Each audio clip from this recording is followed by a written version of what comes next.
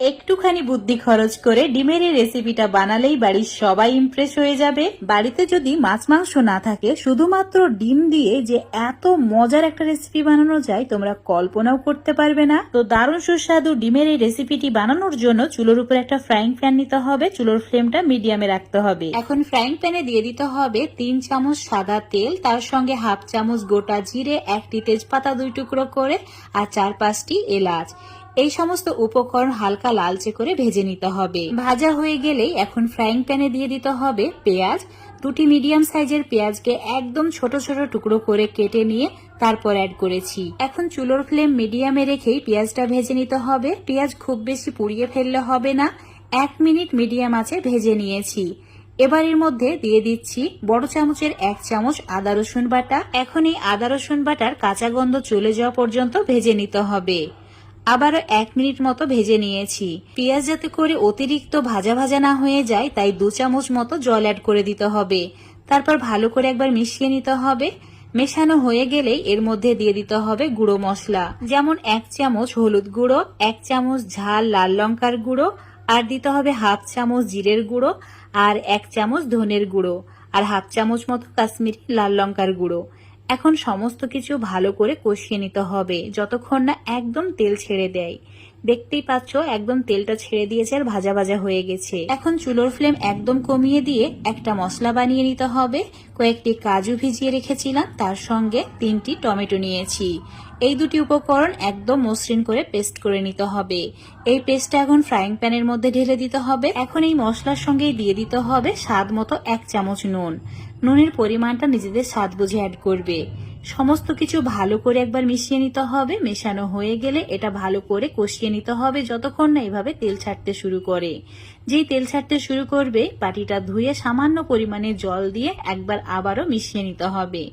মেশানো হয়ে গেলে এখন ঢাকা দিয়ে লো ফ্লেমে 8 মিনিট মতো রান্না করে নেব। 8 মিনিট এইভাবেই লো ফ্লেমে রেখে দিতে হবে, মাঝে মধ্যে নাড়াচাড়া করতে হবে। তোমাদের 8 মিনিট পর দেখাচ্ছি। দেখতেই পাচ্ছ কত সুন্দর একটা কালার চলে এসেছে আর খুব সুন্দর একটা সুগন্ধ বের হচ্ছে, মানে মশলাটা একদম পারফেক্ট কুক হয়েছে। আর এর মধ্যে দিয়ে দিতে হবে 1.25 কাপ মতো জল। এই রেসিপিতে ঝোলের পরিমাণ একদম কম থাকে, তাই জলটাও কম দিতে হবে। ভালো করে মিশিয়ে নেওয়ার পর দিয়ে দিতে হবে 1 মুঠি ধনেপাতা কুচি, তার সঙ্গে হাফ চামচ মতো চিনি, আর দিয়ে দিতে হবে সামান্য পরিমাণে গরম মশলার গুঁড়ো। তোমরা চাইলে এখানে ফ্রেশ ক্রিম আর কাসুরি মেথিও অ্যাড করতে পারো।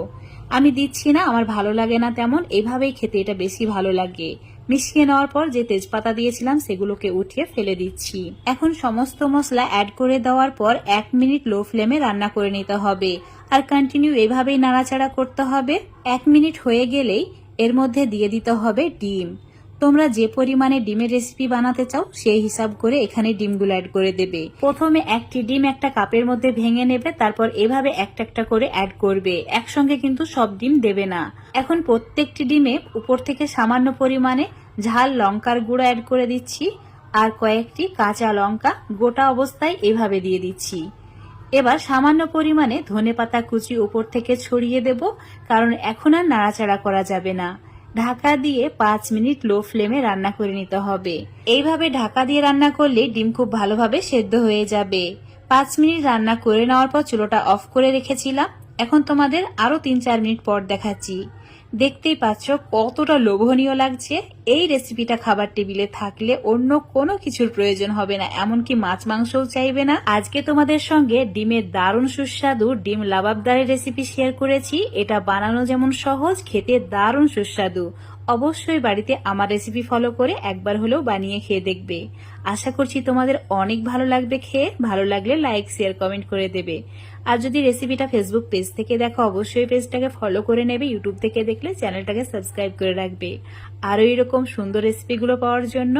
দেখতে পাচ্ছ ডিমটা কতটা লোভনীয় লাগছে। এটা দিয়ে 1 প্লেট ভাত খাওয়া হয়ে যাবে। ভাত ছাড়াও তোমরা রুটি, পরোটা, লুচি সবকিছু খেতে পারো। অবশ্যই এভাবে একবার হলেও বানিয়ে খেয়ে দেখবে।